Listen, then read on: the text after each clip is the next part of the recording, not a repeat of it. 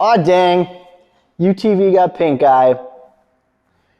Today we're going to clean all the dirt out of this headlight, and all we're going to need to use is this T25 Torx bit.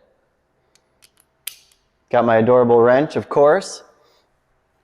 This is a pretty common problem with UTVs, especially when you're driving through the mud and the rain and stuff. Drilling a little hole in the plastic might drain the water out, but it's not going to give you enough clearance to get a rag in there and clean it out. So, as a result, this Polaris General has pink eye. What baffles me is, like, how did it get so dirty?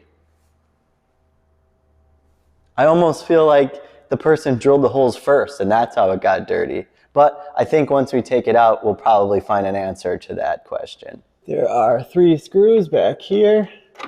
Really, these screws are adjustment screws to change where your headlight is pointing. They also hold the whole darn unit in. I like to do the easiest bolt first. That way, once you get to the hard one that you can't get out, you'll be really frustrated.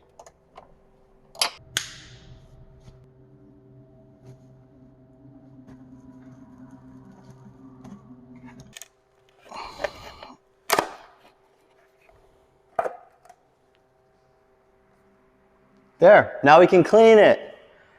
The best part. Do you want to know what the cleanest part of a UTV is? Detail. Detail. Detail. Little joke for you.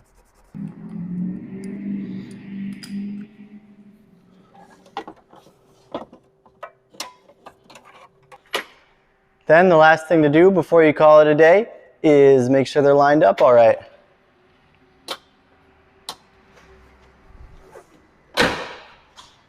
And by all right, I just mean even.